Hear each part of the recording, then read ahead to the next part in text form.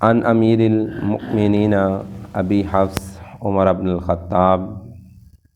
حضرت عمر بن خطاب رضی اللہ تعالی عنہ بیان فرماتے ہیں، سمعت رسول اللہ صلی اللہ علیہ وآلہ وسلم یقول، کہ میں نے رسول خدا صلی اللہ علیہ وآلہ وسلم کو فرماتے ہوئے سنا، انما الاعمال بالنیات، کہ اعمال کی قبولیت کا دار و مدار جو ہے وہ نیتوں میں پوشیدہ ہے۔ کوئی بھی بندہ مومن جو عمل بھی سرزد کرتا ہے اس عمل کی جزا جو ہے اس کو اس کی نیت کے مطابق ملنے والی ہے۔ جتنی بھلی نیت ہوگی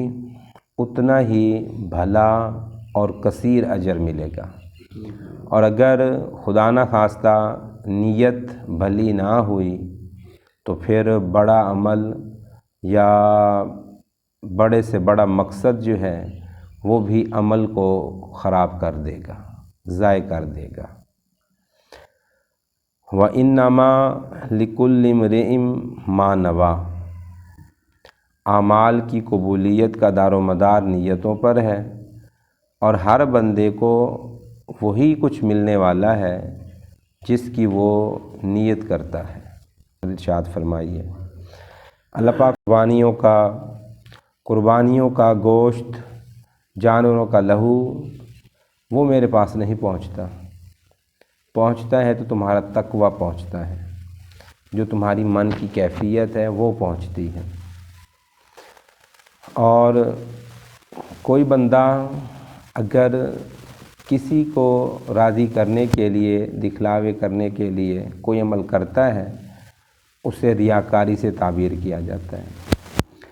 اللہ پاک نے قرآن مقدس میں ارشاد فرمایا، فویل للمصلین،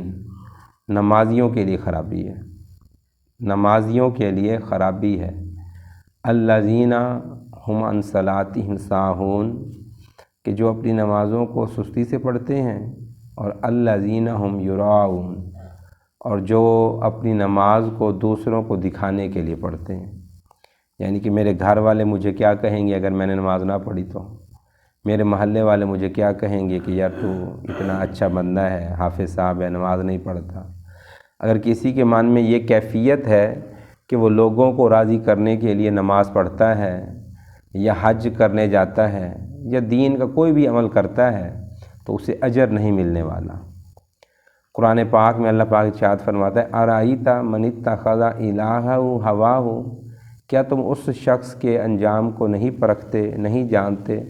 جس نے اپنی خواہشات کو ہی اپنا خدا بنایا ہوا ہے۔ من اتخذ الہہ ہواہ، کہ اس کی خواہشات اس کا خدا ہیں، حالانکہ خدا تو ہمارا اللہ وحدہ لا شریک ہے، ہمیں تو اس کی تابعداری کرنی چاہیے۔ لیکن اگر کوئی بندہ اپنی خواہش کو سامنے رکھ کر کوئی کام کرتا ہے، اس میں مالک کی رضا تو مفقود ہو گئی،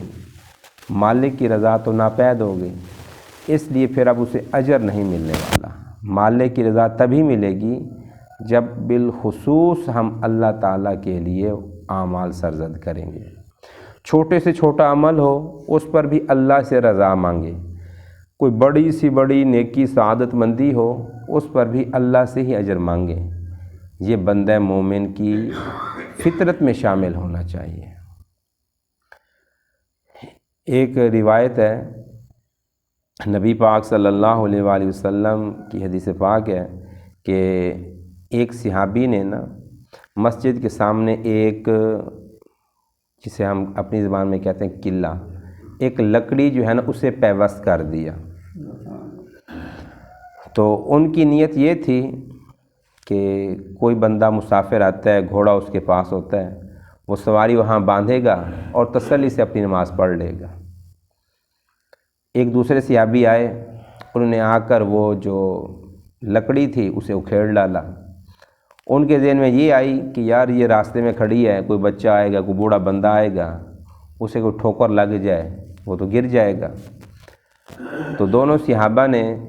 صحابیوں نے حضور نبی پاک صلی اللہ علیہ وآلہ وسلم سے یوں سمجھنے کا مسئلہ پوچھ لیا، شکایت لگا دی۔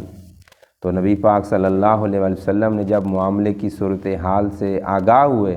تو آپ نے کہا کہ تم دونوں کے لیے اجر ہے، تم دونوں کو اللہ پاک اجر عطا فرمائے گا، تم دونوں سرخرو ہو۔ اسی طرح نبی اکرم صلی اللہ علیہ وآلہ وسلم کی ایک اور حدیث پاک ہے کہ نیت المؤمن خیر من عملہ، کہ بندے کی جو نیت ہے، جو اس کا من کا ارادہ ہے، وہ اس کے عمل سے زیادہ اچھا ہوتا ہے۔ دیکھیں نا کہ اللہ پاک نے اجر تو نیت سے دینا ہے، اعمال تو ہماری ایک فزیکلی پریزنس، جسمانی حاضری ہے، وہ ہم نے حاضری لگانی ہے، لیکن جزا اللہ نے دلی کیفیت پر دینی۔ تو اس طرح کر کے مجھے اور آپ کو اپنے معاملات کو اللہ کی تابعداری کے مطابق استوار کرنا چاہیے۔ اب اس حدیث پاک کے اندر آگے ایک مثال دی جا رہی ہے، وہ مثال بہت بڑی ہے، مثال ہے ہجرت کی۔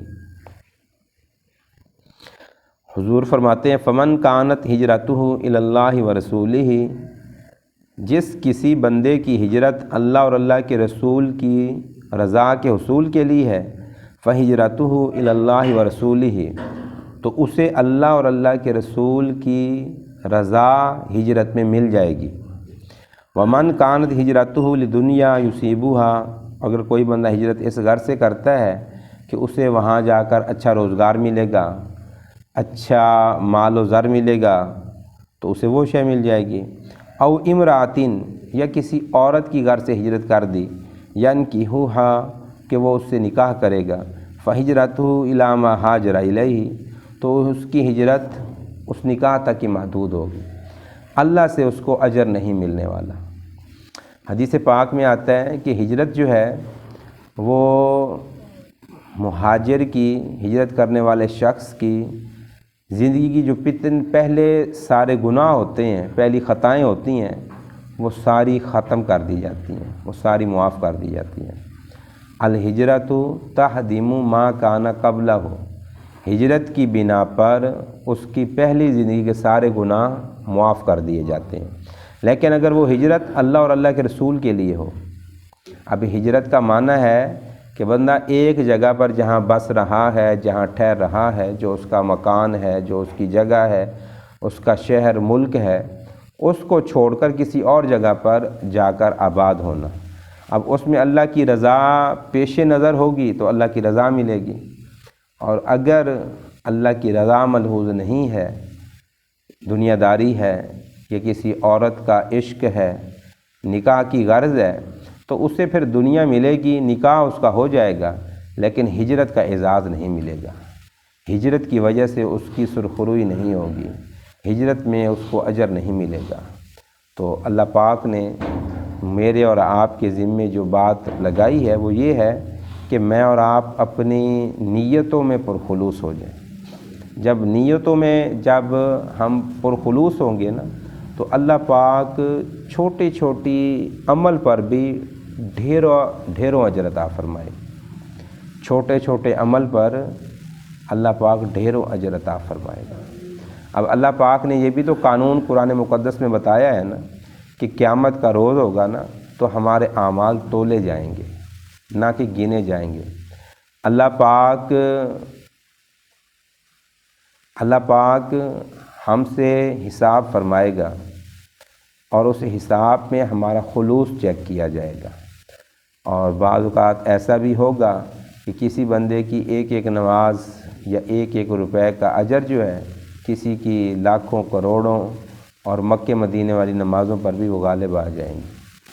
تو اللہ پاک سے دعا ہے کہ اللہ پاک مجھے اور آپ کو نا خلوص کی طاقت عطا فرمائے، خلوص کی دولت عطا فرمائے، اور اس خلوص کی بنا پر اللہ پاک مجھے اور آپ کو بخشش بھی عطا فرمائے۔ فرماتا ہے